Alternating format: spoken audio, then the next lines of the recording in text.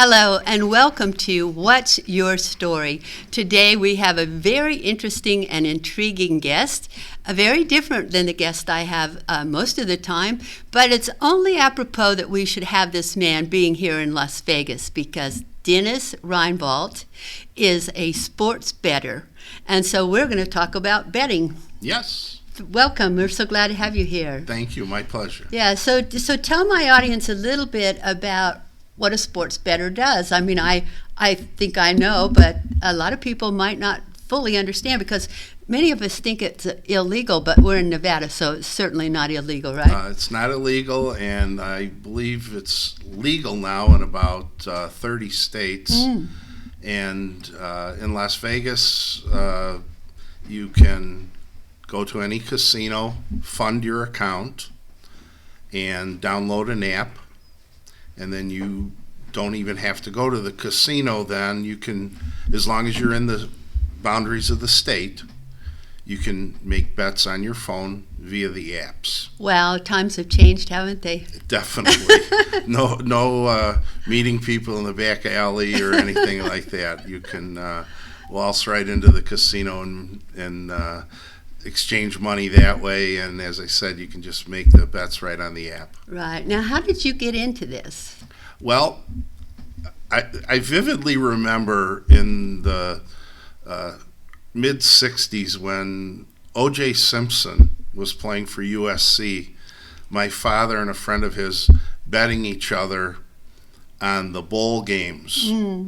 And seeing my dad and his friend bet each other $25 or $50 a game, and that, I don't know if that tripped a switch in my head, but it stuck with me. Yeah. And I always loved playing cards and things along those lines. I truly believe that people that like to gamble, that it's some kind of gene, because there's other people that have zero interest in it. Yes. So, as I said, I think there's something that you have in you that makes you want to do that. Yeah, I've gotten addicted to one of these games on the phone recently, and I've never gambled, I've never been involved in that, and I started playing this little game on my phone, and now it's like I don't watch TV, I don't do internet, I just play my game on my phone, and I said, put this down, you have to stop, because it's almost like I'm addicted to it. I think in the video games and other things that are electronic now, that they have a way to entice you, and I guess they probably do that with gambling as well, but as I said, it just seems like it's something that I have in me. Yes. That makes now, me you interested. started in the restaurant business, right? Yes. Worked in restaurant business my whole adult life. I worked for Arnie Morton at Morton's. I worked for Smith & Walensky, Fairmont Hotel, numerous other nice places. And I loved it because I got to meet great people and worked with a lot of great people as well. And I did work in casino business for about 8 years. My favorite boss was Jack Binion. Oh, he was wonderful. He's a great man, and still get to see him every once in a while at the hockey games. And him and a gentleman that was president of Horseshoe, Roger Wagner, I still am in contact with both of them, and they were wonderful people to work for and work with. Yeah, yeah. So how long have you been in Vegas? 6 years now. Were you doing sports betting back in Chicago before you came here? I was doing it, but not as a full-time career or full-time job. I was just doing it, I guess, for fun. Of course, trying to make money, but back then I wasn't concentrating on it as much. I would win, I would lose. Always had a job, so wasn't an issue. But the thing that changed for me, how I bet and made me successful in it, was setting money aside. I call it creating a bankroll. And you set that money aside and you bet approximately 1 to 2% of what's in your bankroll. If you lose your bankroll, that's it. Now you start all over again. So it is a great incentive to stay within the correct parameters so you don't go overboard. Mm-hmm. That is one thing that I like about being out here and doing it on these apps, is it gives you control. If you don't have the money, you can't make a bet. You can't get overextended. People talk about, oh, will this legal gambling put bookmakers out of business that do it illegally? Yeah. Never, because they offer instant credits, and everybody likes that. Yeah. But for control purposes, I really believe that the right way for a person to do it is setting up that bankroll and then betting it legally through the apps. Mm-hmm.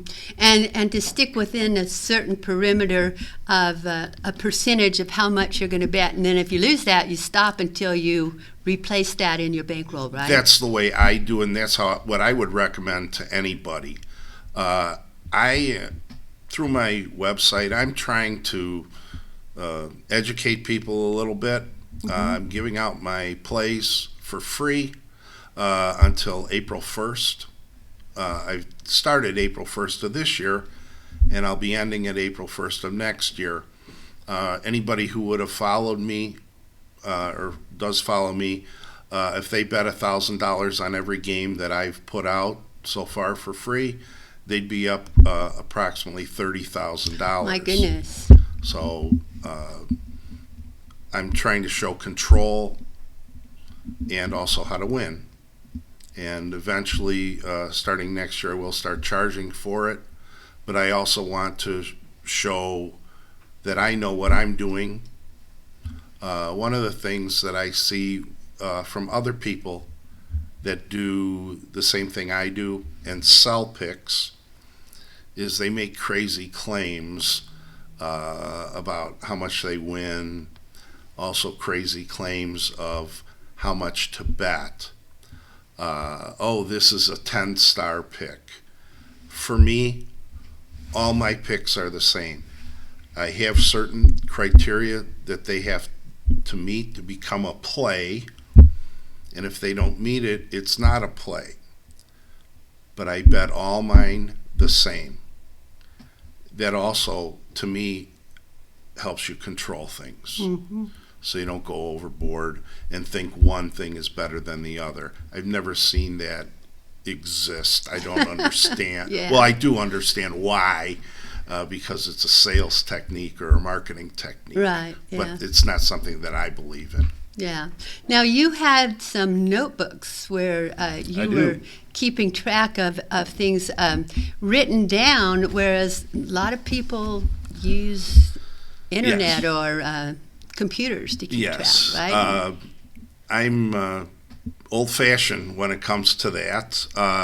So what do you write in those? I buy a 99-cent notebook at Walmart, and in my own hand, I have my abbreviations, and I track things that way.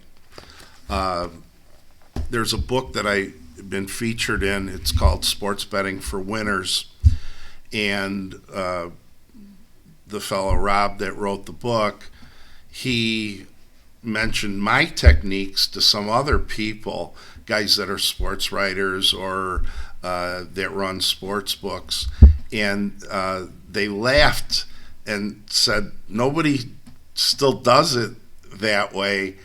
How old is this guy? Yeah. And that's not why I do it in a notebook versus a computer. Number one, I'm not that great with computers. But the other thing, I have a friend of mine out here in Las Vegas. His name's John DiDomenico. He's I know John. Great Trump guy. impersonator and a comedian and other things. And John and I were having a conversation, and John said that when he writes his jokes, he writes them by hand. And one of the reasons why he does that and that I do it the way I do it is things, when they're in your own hand, seem to jump off the page when you look at them. And when I write everything by hand this way, I see patterns on numbers. That is one of the ways that I do my handicapping, is based on prior events, of course, and how the numbers work. I've had people talk about, oh, I have inside information that nobody else knows, so listen to me. Well, years ago, I used to bartend at a restaurant in Chicago called Sweetwater. It's where Gibson's Steakhouse is now in Chicago. And this happened 2 separate times. We were out with Phil Necro, a Hall of Fame pitcher. Kept him out till 5 a.m. drinking and partying and all that. And the next day, we're calling all our friends. Phil Necro's pitching today. Bet against them. We kept him out till 5 a.m. The Cubs are going to win the game. And that's when the Cubs played all day games. He won the game, beat the Cubs, so we had our inside information. But throw that out the window. Yeah. The same thing happened with another Hall of Fame pitcher, Gaylord Perry. Kept him out all night. He beat the Cubs. So that's one reason why I don't believe in inside information. So if they're good, they're good even if they stay out drinking all night. I think so. Yeah. I think so. Yeah, but that's really smart to do it by the numbers, because then you're using a proven method. Is that right? It is. Again, there's different philosophies in this. There are people that they do, like, I would call it a progressive bet. They'll look at a whole series, like in baseball, where there's 3 games, and they'll say, this team, the New York Yankees, as an example, are playing Detroit Tigers. They should win at least 1 out of those 3 games. So they'll bet a certain amount. If they lose, then they'll bet more. If they lose, then they'll, and they figure they're going to win 1 out of those 3. And while that can work, it's not infallible. And once you get out to that 3rd bet, you have a lot of money hanging out there. And that's probably not a very good way to do it, at least, again, in my opinion. As I said, there's a lot of different philosophies. One of the other things is there's a lot of people that do this. I don't think they're very successful, and I'm not mentioning anybody's name. I don't really think they're successful with their picks, but they're great marketers. Yes. And they never list their true record. They always say, oh, in the last 11 games, I've won 8 out of 11. They don't say from November 12th back until the start of the season, I did this. Yeah. It's always this small window to prove or to show that they're good, which really isn't the true picture. It's really fascinating. As I said, I love it, and I think it's something that you either have or you don't have. I had people, my friends of my girlfriend, that say, show us how to do this or teach us. I said, I don't, there's people on YouTube that have videos about that. That's just not my thing. Right. So I just try and tell you. I don't see how people can think that if you teach me how to do betting, I'm going to win every time. I don't know. That seems like an unrealistic expectation. Well, part of it is everybody, almost everybody bets on football in some form, be it pools at their office or things along those lines. But certain sports like hockey and baseball are different. They use odds. And what I mean by that is a team could be a favorite.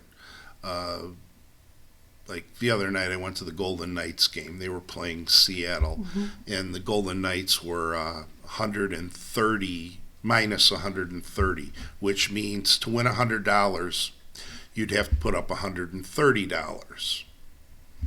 Now, if you took the other team, if you put up $100, you would have won 120 because they're the underdog. But so what I'm saying is a lot of people don't delve into it to really know how odds betting works. It's the way horse racing is. Right.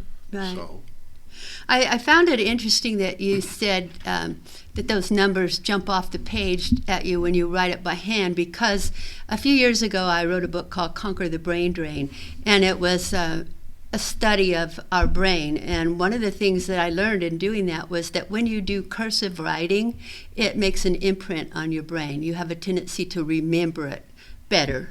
Not printing? No, I don't know about printing. Because I print. I didn't do a thing. But it's interesting that by doing it by hand, it becomes more vivid for you. It does. Another thing that helped me is I walk in the morning for about an hour. It's good for me physically, but also for my mind. I don't wear headphones. I don't listen to music, nothing. I just go for a walk. And a couple times, things have popped into my head. When I get home, I'm going to check this and this because I think that might work. And what I always do is I test things out.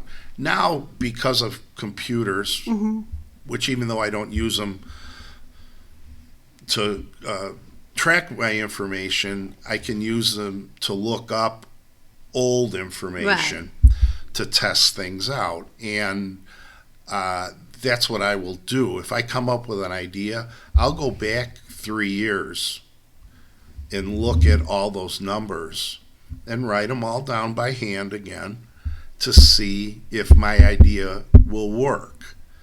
Another thing that I found is sometimes your idea that you thought of, it works the opposite way. So what you think is a good idea is really a bad idea, but that's still okay because now you go against that. That's interesting. And you can still make money that way. One of the things that I found in professional basketball, NBA, is bad teams. Everybody has a tendency to bet against the bad teams. And I have been tracking the bottom 6 teams in basketball according to ESPN's power rankings. And I found that in certain situations, take that bad team, and it works well for me because everybody thinks they're going to get creamed because they're on the road and not playing in their home arena, and turns out they do okay. So sometimes that opposite thinking works. Yes, it's a good technique, isn't it? Yes. But when you're doing that opposite thinking, and there's several teams out there that you say are kind of losing teams, how do you pick the one that might lose but might win? Well, as I said, I base all of it on numbers, and what I found on these bad teams is when the number is between 1 and 9, they usually do well. If it's over 9, meaning 10 and above, it's usually a it turns out to be about a 50-50 proposition, which in sports betting it's an ultimate loser. Yeah. Because they take 10% juice, vig, there's different names for it. So that would ultimately be a loser. So you need to win 52.5% of the time for something to be profitable in NFL, NBA, college football, and college basketball. It's absolutely fascinating. Well, I like numbers. Not good with trigonometry, things like that, but I'm very good with the basics in numbers, so Yeah. I enjoy it. I always say that if in school they had told me that mathematics really was about money, I would have probably paid closer attention. Yeah, that's a good idea. Because when we think about math growing up, trigonometry and those things, we just think, what are we going to ever use Of that course. for? And so we don't bother. But if I was thinking in terms of money, I would think, like if I go out and gamble or go out and bet or do something, I want to win. I don't want to just put that money down and have it walk away like I've done many times in my life. Well, that's part of it too. There's a gentleman that used to write a gambling column that I knew, John Grahowski, and John used to say, what are people's real expectations when they walk into a casino? If you walk in with $100, if you walk out with $150, that means you made $50. That means you made 50%. Right. Isn't that wonderful? If you could make 50% on all your investments? Yes. But when somebody goes to a casino, they take 100 and they want to walk out with 1,000. Yes. Nobody wants to stop. Unrealistic expectations. Correct. And, that's one of the other reasons why I believe in setting up the bankroll. Because let's say you start with 10,000 and by the end of the year, you're up to 12. Well, you made $2,000. That's 20%. That's fantastic. Yes. You wish you could get that from the stock market or the regular bank. investments all the time. And occasionally it does happen with the stock market, but in general, you're not going to get those kind of returns. And be happy with that. Yes. Don't think that you have to hit a grand slam every time. And as I said, that's part of what I'm trying to show people and drill into their heads, that think of this as like a business investment. Take your 10%, your 20%, and be very, very happy with that. That's one of the things that I had to learn. It took me a long time. I've been gambling for 35 years, and finally 15 years ago, the house fell on me, and I woke up and I smartened up. When you say the house fell on you, what does that mean? That means I lost money and had to ask my mom if I could borrow money, which of course she helped me out, and I of course paid her back. But sometimes it takes things like that to open your eyes. To learn your lesson. And learn your lesson and figure out you're doing something wrong. Maybe you need to change what you're doing. Yeah. It's interesting that people do that, don't they? They keep doing the same thing in the same way, and they keep having the same results, and they don't realize, I should make some changes here. Or you have unrealistic expectations.